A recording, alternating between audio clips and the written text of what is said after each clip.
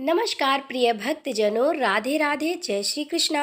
आप सभी भक्तजनों का अभिनंदन करती हूँ अपने YouTube चैनल पर। मित्रों, आज हम सुनेंगे पुरुषोत्तम मास महात्म्य का 11वां अध्याय। तो अपने मन में भगवान विष्णु का श्रद्धा भाव के साथ ध्यान करते हुए इस कथा का श्रवण करते हैं। एक बार प्रेम से बोलिए विष्णु भगवान की जय। ऋषि लोग बोले कि हे सूत, हे महाभाग, हे सूत, हे बोलने वालों में श्रेष्ठ पुरुषोत्तम के सेवन से राजा धड़धनवा शोभन राज्यपुत्र आदि तथा पतिव्रता स्त्री को किस तरह प्राप्त किया और योगियों को भी दुर्लभ भगवान के लोक को किस तरह प्राप्त हुआ। हे तात, आपके मुख कमल से बार बार कथा का सार सुनने वाले हम लोगों को अमृत पान करने वालों के समान कथामृत पान से तृप्ति नहीं होती। इसी कारण से इस पुरातन इतिहास को विस्तार पूर्वक कहिए। हमारे भाग्य के बल से ही ब्रह्मा ने आपको दिखलाया है। सूत जी बोले कि हे विप्र, लोग सनातन मुनि नारायण ने इस पुरातन इतिहास को नारद जी के प्रति कहा है। वही इतिहास इस समय मैं आप लोगों से कहता हूँ। मैंने जैसा गुरु के मुख से राजा धड़धनवा का पाप नाशक चरित्र पढ़ा है, उसको सब मुनि श्रवण करें। श्री नारायण जी बोले कि हे ब्राह्मण नारद, सुनिए, मैं पवित्र करने वाली गंगा के समान राजा धड़धनवा की सुंदर तथा प्राचीन कथा कहूँगा। है देश का रक्षक श्रीमान बुद्धिमान तथा सत्य पराक्रमी चित्रधर्मा नाम का राजा था। उसको धड़धनवा नाम से प्रसिद्ध अति तेजस्वी सब गुणों से युक्त सत्य बोलने वाला धर्मात्मा और पवित्र आचरण वाला पुत्र हुआ। कान तक लंबे नेत्र वाला, चौड़ी छाती वाला, बड़ी भुजा वाला, महातेजस्वी वह राजा धड़धनवा प्रशस्त गुणों समूह के साथ साथ बढ़ता गया।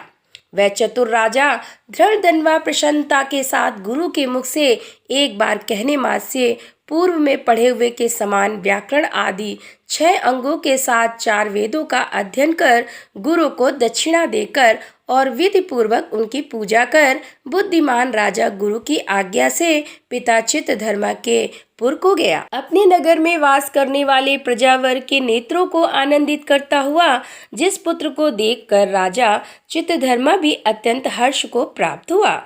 पुत्र जवान हो, संपूर्ण धर्म को जानने वाला हो और प्रजा पालन में समर्थ हो, तो इससे बढ़कर सारसुन इस संसार में और क्या है?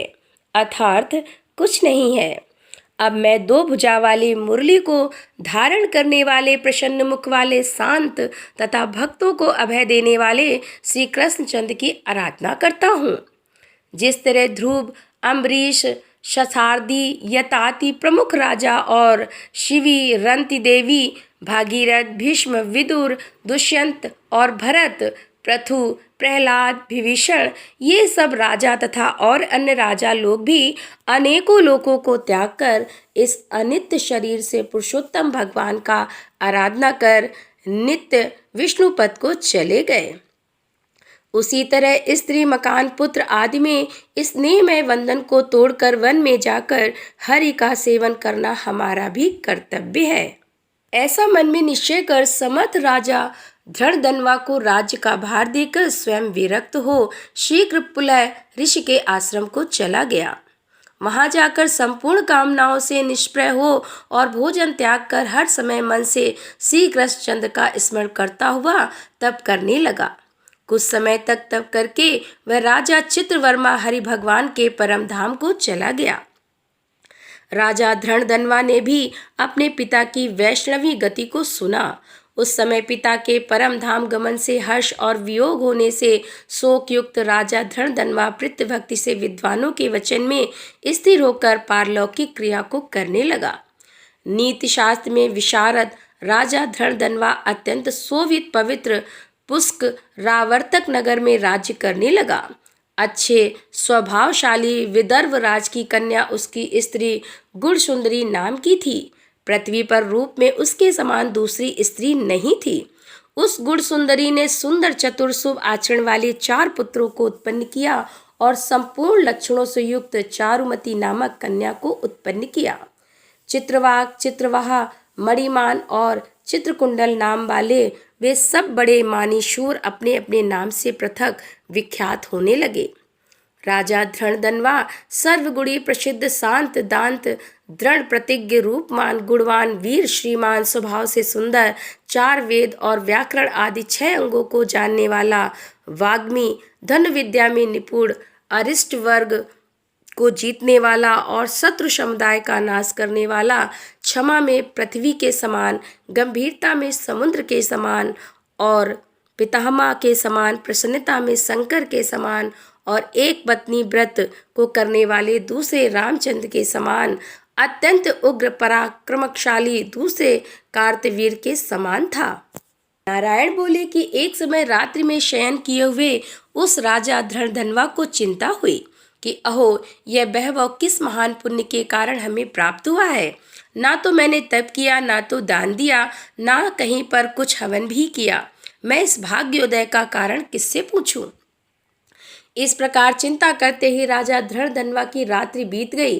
प्रातःकाल ब्रह्म मुहूर्त में उठकर विधि पूर्वक स्नान कर उदय को प्राप्त सूर्य नारायण का उपस्थान कर भगवान की कला की पूजा कर अर्थात देव मंदिरों में जाकर देवता का पूजन कर ब्राह्मणों को दान देकर तथा नमस्कार करके घोड़े पर सवार हो गया।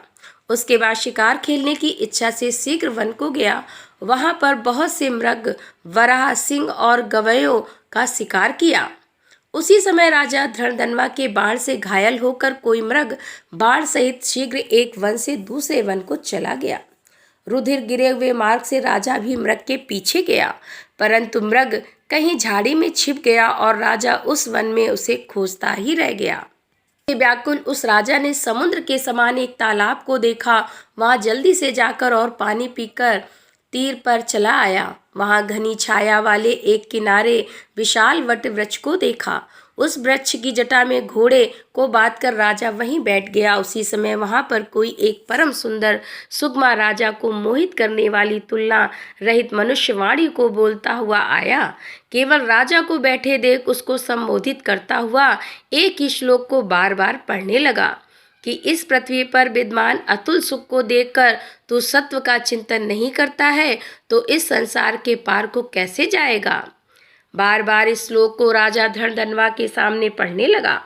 राजा उसके वचन को सुनकर प्रसन्न हुआ और उस पर मोहित हो गया कि इस शुक्र पक्षी ने दुख से जानने योग्य सारे भरे हुए नारियल फल के समान अगमय एक ही श्लोक को बार बार पढ़ते हुए क्या कहा।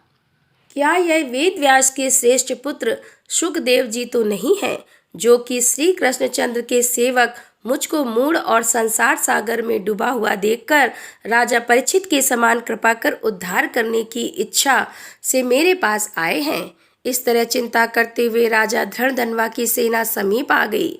शुक पक्षी राजा को उपदेश देकर स्वयं अंतर्ध्यान हो गया। उस सुख पक्षी के वचन को स्मरण करता हुआ राजा अपने पुर में आकर बुलाने पर भी नहीं बोलता है और निंद्रा रहित हो उसने भोजन को भी त्याग दिया था। तब एकांत में उसकी रानी ने आकर राजा से पूछा। गुण सुंदरी बोली कि हे पुरुषों में श्रेष्ठ, ये मन में मलिनता क्यों हुई है। हे भूपाल, पृथ्वी के रक्षक उठिए, भोगों को भोगिए और वचन बोलिए। देवताओं से भी दुख से जानने योग्य उस सुख पक्षी के सत्य वचन का स्मरण करता हुआ रानी गुणसुंदरी के प्रार्थना करने पर भी राजा धृणधनवा कुछ नहीं बोला। पति के दुख से अत्यंत पीड़िता वह रानी भी दीर्घ श्वास लेकर अपने स्वामी की चिंता के उत्कट कारण करने को नहीं जान सकी। इस प्रकार चिंता में मग्न राजा का कितना ही समय बीत गया, परंतु संदेह सागर से पार करने वाला कोई भी कारण वह देख नहीं सकी।